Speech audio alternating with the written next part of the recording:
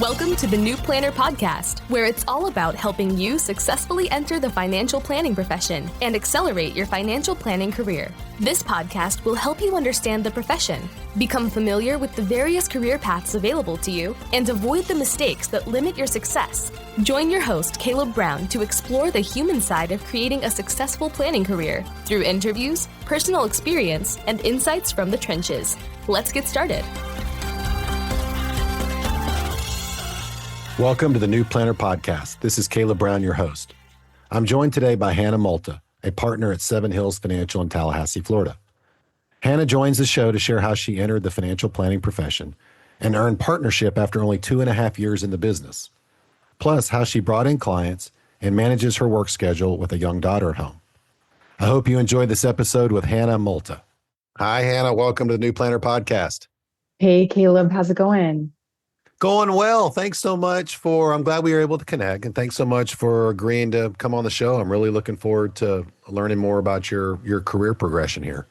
Absolutely. Really excited to be here. So let's just start with why did you want to become a financial planner, or when did you realize you wanted to become a financial planner? Maybe we can start there. Yeah. So my story, I think, is kind of funny. So I grew up with zero financial literacy. This was just not on my radar whatsoever. And I was in college and I worked at a restaurant waiting tables, and I was waiting on a gentleman who, I didn't know him from anyone, that walked in the door, anyone else. And he goes, "Hey, do you know anything about the stock market?" And I was like, "No." And he goes, "I want you to just look into the stock market." It was just the most vague advice. Yeah. And I was, 21 at the time, or 22 at the time. And so I said, okay. And so I started doing some research on the stock market and, just understanding how investments worked and things like that. And I was like, well, maybe I should change my major and start taking some finance classes. And from that point, it was just like drinking from a fire hose. And what really was the pivotal moment in my story is I had a professor. I took a portfolio management class, and I had a professor who's actually a friendly competitor here in town.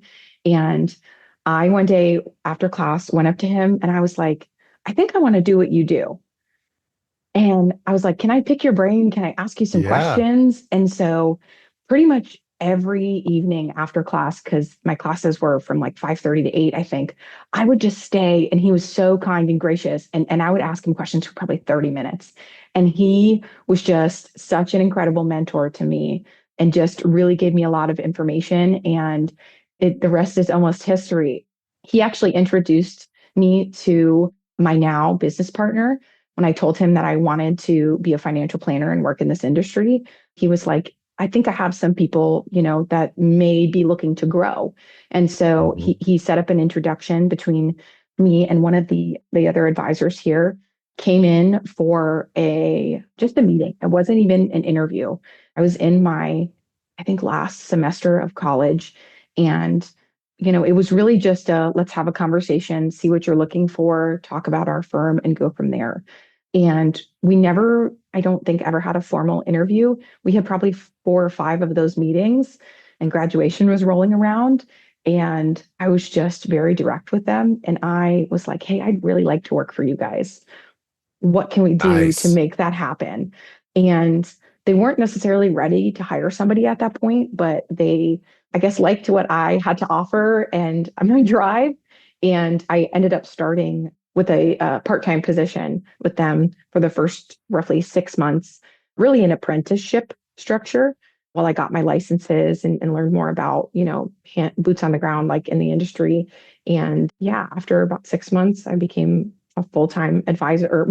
I became full-time at the firm, eventually got my Series 65, and then again, worked under that apprenticeship model, really just learning and being a part of the firm until I eventually began building my own book of business. And now 8 years later, I am a partner at the firm. That's awesome, Hanna. Thanks for sharing all that. Lot to unpack there. So I just want to go back to a couple things. Really amazing story, and we're only a few minutes into this. Why did you take so much effort? I mean, here you are in like these evening classes. Is that what you said? They're like 5 to 8 or something. They were there, and then you stayed another half hour to ask this guy questions. I mean, I guess I'm just a little surprised, but I don't see a lot of people doing that. And the effort that you put in is impressive. So I mentioned, thank you. I mentioned that I did not grow up with financial literacy. I actually grew up in an Yeah. environment where like I watched poor decisions being made, but I didn't know any Oh, different, yeah. And so I didn't know any different. And so when I found out there was a different way, I was just so passionate about that. I'm like, wait a second. There's another route here. And like I said, it was Mhm. just drinking from a fire hose. I couldn't get enough of it. And so I just wanted to pursue that as much as I could. And again, this professor was just so gracious with his time and willing to, mentor me and answer questions. So yeah. Got it. Okay. Got it. Really cool story. Okay. So you did not get a degree, or did you get a degree in financial planning from like a CFP board registered program? No, I No. graduated from Flagler College. My Uh, major was business administration because they didn't offer finance as a major, but I did minor in finance. okay. So then you met with your professor introduced you. I mean, that's amazing. Got you, mentored Hmm. you, then sort of helped you get the job. I mean, really, really cool stuff. And now, Hmm. now you're a friendly competitor. Wow. That's come full circle, right? But Hmm. it's a testament to how cool this business is and how people do want to Hmm. help. And I mean, certainly there are firms and there are people that are cutthroat and want to, silo and, just scarcity mentality out there. Right. Absolutely. But man, it just that the timing all looked like it lined up for you. So you didn't have a formal interview process. You just sounds like you met with these people and it was just kind of more of an informal, casual thing. And then Hmm. they agreed to hire you. Granted, being part time, so no experience, no financial planning degree. Hmm. And I understand you were direct, and I appreciate that. How did you get them to hire you? You were, I mean, what value were you bringing? So my last semester of college, I had one of my business management courses. Our capstone project was we had to find a local business and build a business plan for them and present it.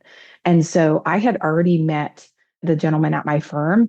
And so I had reached out to them and said, hey, I'd love to use your business as the target for this project. Ah, So it was a group project, but knowing what was almost on the line here, I really tried to take the lead. And so we had worked with them to get the information and kind of understand what their goals as a business were.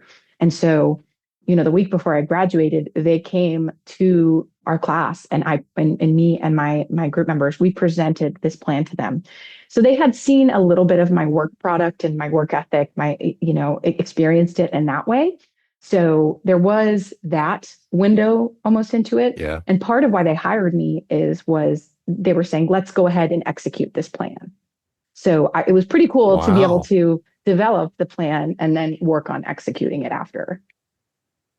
Great initiative. Yeah. I mean, and I mean, that's part of the firms that hire now. That's part of their recruiting process. Like, hey, we're going to have you do this Hmm. business plan, this presentation. So you got to do that Hmm. as part of your program. Really, really cool. Okay. So tell us more about you joined, though. This was an existing RIA firm, financial planning firm, and maybe just Yes. like, give us the metrics. How many clients did they have? Was it a small, big, medium-sized firm? Yeah. So at the time, it was just two advisors. They had actually become partners earlier in the year that I joined, right? So their wives had worked together and they were both going out on their own and they joined together at the beginning of that year.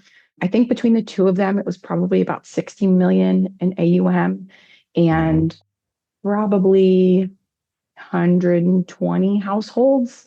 So small team, small, very, very family type firm kind of.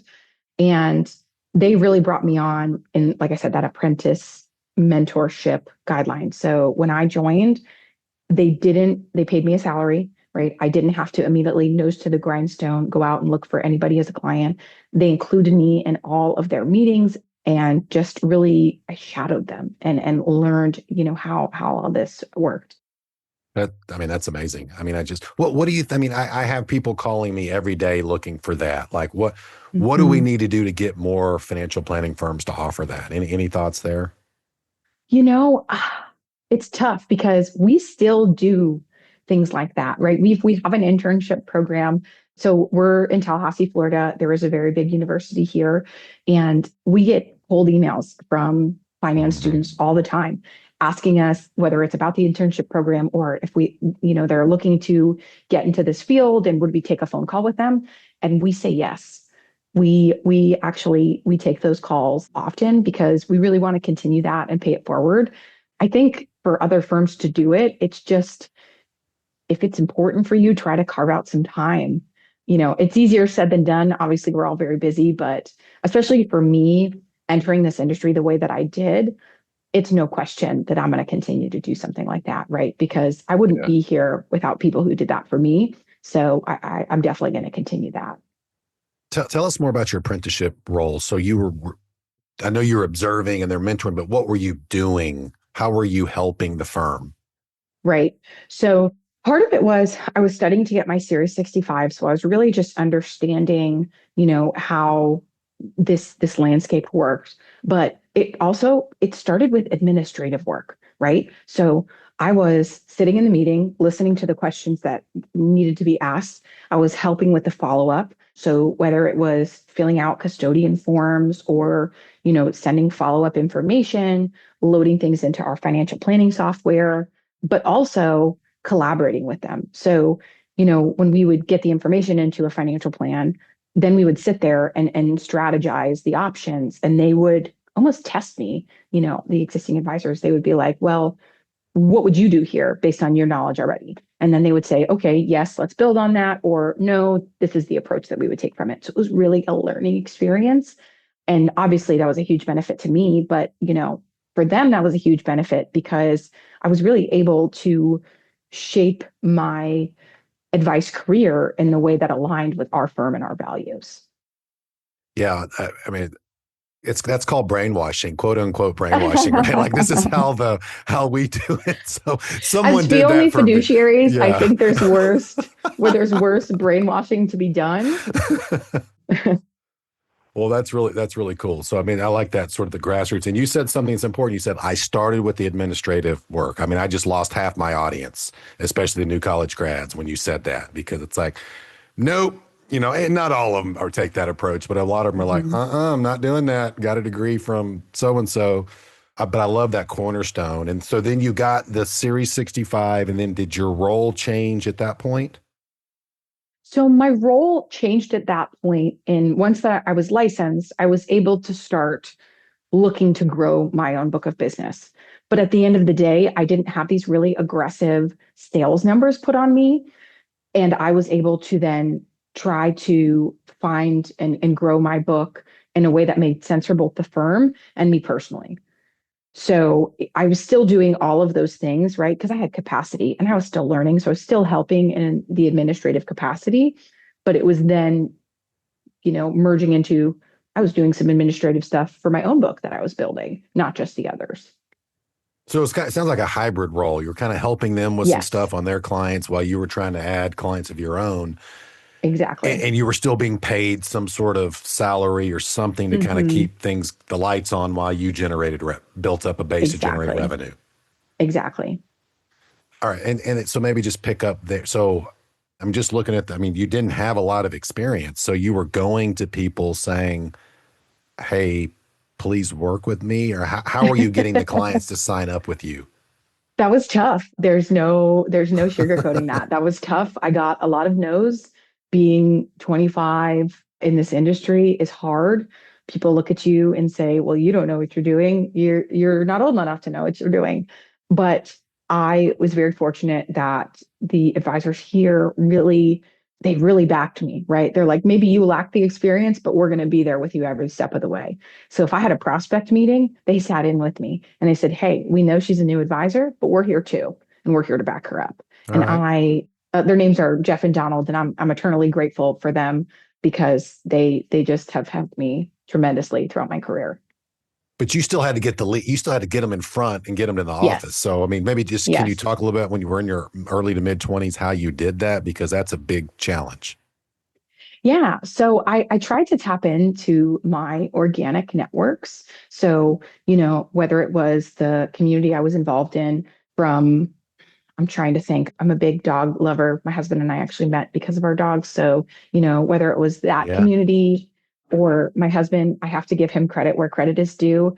My husband, he is a retired Marine officer. And so he tapped into his own network, and was able to help me get referrals in that way. And yeah, so it was really just trying my hardest at organic networking. I did pay for a lead service for a period of time, served a purpose, learned a lot from it, but at the same time, I just tried to lean into the community, the things I was passionate about, and just getting out there, whether it was from organizations that I was a part of. I was a volunteer and on the board for Junior Achievement, which is an organization goes in, teaches financial literacy in schools. So yeah, I was trying to just tap into those networks and get exposure that way. And it sounds like you weren't getting a lot of pressure from these other guys like, Hanna, you got to bring on 5 clients a month. Hanna, you got to bring on 5 million a month. It doesn't sound like there was anything like that. Correct. Correct. Jeff and Donald, everyone's entered this industry in a different route, and they had a lot of negative experiences coming up. And they're like, hey, we're going to teach you about these, but if we can avoid you having to learn some of these lessons in the way that we had to learn them, we want to. And one of those was teaching me the value of a client being a good fit, right? So a lot of times when you put those really intense, sales goals on a new advisor, they're just taking on anyone that's willing to bring them an account, right? And man, you learn some lessons from that by taking on somebody that's not a good fit. You pay for it later, usually, whether it's, in one way or another. Okay. So just trying to understand the firm. So it's like there's three partners or 3 main people. Is that the way it's structured right now? There's 3 partners right now. We do have 2 additional advisors and 1 support staff. We're growing both from a client and AUM standpoint, but also from a staffing standpoint. We're working on that right now, looking to get a little bit bigger. Does everybody have their own book of business, kind of like a siloed, or are they all clients of the firm? So everyone has their own book of business, so each person tends to their varying book. But one thing that I think is really unique and a huge reason why I think I was able to be successful in this industry is we work as a team. I went on maternity leave and I just turned my book loose to the other advisors here. And they were able to, and my clients already knew them, right? Because we truly work as a team. When we're working on a financial plan, we bounce things off of each other. And so, there really was that aspect of everybody is willing to help everybody and approach things with a team mentality. Gotcha. All right. That's helpful. So let's go back to your journey. You were getting some leads, bringing in some business. You got your 65. Then did you go through the CFP coursework to get your CFP? I did. I immediately started working on my CFP after I passed my Series 65, going through the program, just to get the education component of that, and then ultimately sitting for the exam. I think in 2023, I sat for the exam in March of 2023. So yeah, and then after, I'm kind of a forever student. So after that, I went and I got my MBA. Like I said, being 25 in this industry, being a young woman and that sort of a thing, I was looking to make sure I had the credentials to back up, the passion and the skill that I had, but maybe people didn't necessarily perceive. Well, we'll talk about that for a minute. Because this is still a male-dominated industry. Getting the MBA and getting the CFP, I get all that, but you weren't deterred from, hey, it's just a bunch of, old white guys. Like you kept at it. What advice would you give to younger women who want to get in this business? You deserve to be here just as much as anybody else. Don't be intimidated because you walk into a room and people don't look like you, right? To me, that's a learning opportunity, right? You may look at various aspects of this career differently than they do, but try to learn from that. Don't be afraid to ask questions. And like I said, you deserve to be there. So don't second guess yourself. I got to give Jeff and Donald credit again. That was an obstacle for me, right? There was a prospect who it was very clear he did not want to work with me because I was a woman, and they told him there was no place at this firm for him, period. Right. If he wasn't willing to work with me on that standpoint, there was nothing to be done for him here at all.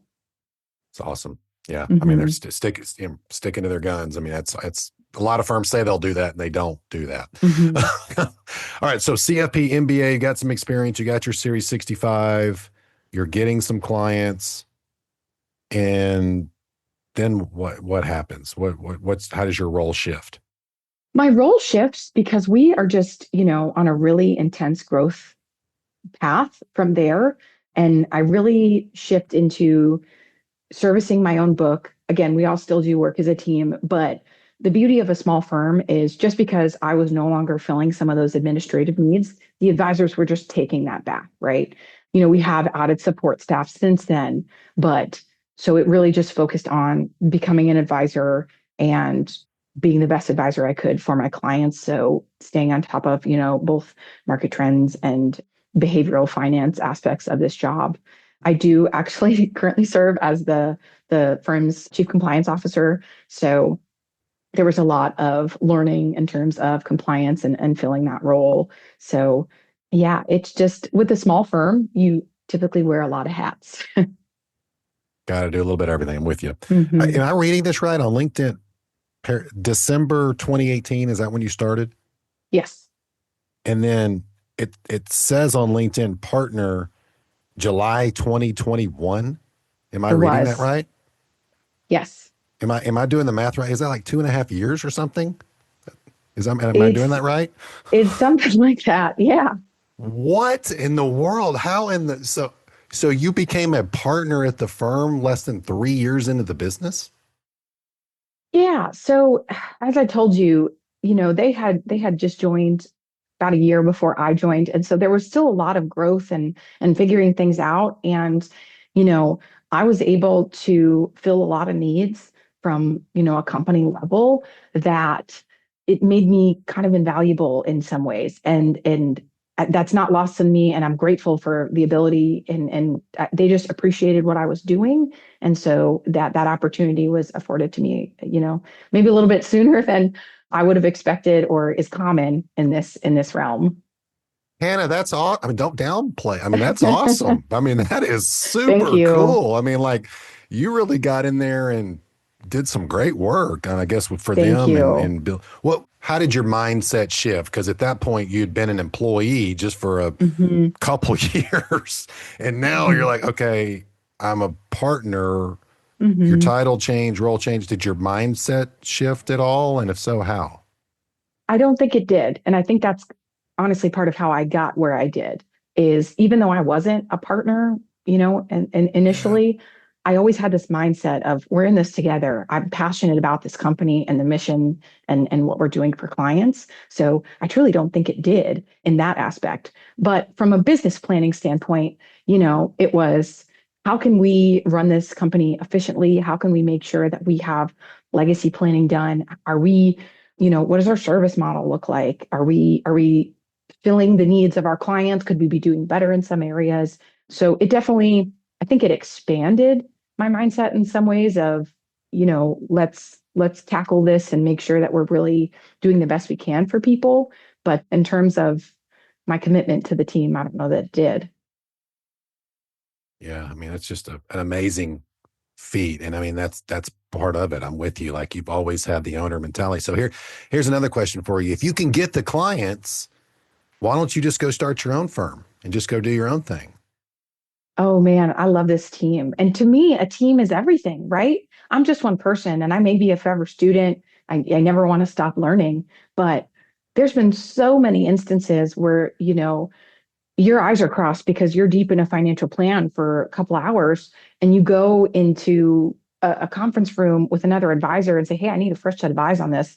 And there was Yeah. something that you could have stared at that for 2 more hours and they'll bring to the table for you. And I do it for them. And it's just, to me, the team is everything. And our clients feel the benefit of that. I feel the benefit of that. Like I said, the fact that I went on maternity leave and was able to just know my clients were being cared for in the same way that I would, there's no replacing that. Hannah, you mentioned going out on maternity leave, so I'm drawing an inference there that you have kids or at least one kid. So just tell me if you would how you manage being a mom, wife, work life balance, building your book, keeping your clients happy, all that stuff. Yeah. So I do. I have one daughter. She's almost two. And, work-life balance is really important to me and my firm as a whole. And so a little bit of that comes on the personal side of I have an incredible partner and my husband who, supports this, but also sometimes I just work some weird hours. So my daughter wakes up at 7:30. So sometimes that means I'm up long before then answering emails. And sometimes it's a little bit of emails after she goes to bed. But I try to make sure that I'm always getting that time in with her that I can, but not sacrificing what my clients have in the service that they're receiving. So yeah, I just think just nurturing both of the things that are very important to me has been a key goal for me. Where do you think you've grown the most professionally over the last 7.5 years? Probably in my understanding of this business, and that most people, when they hear that you're a financial advisor, financial planner, They want to run. talk to you about markets. I was just kidding.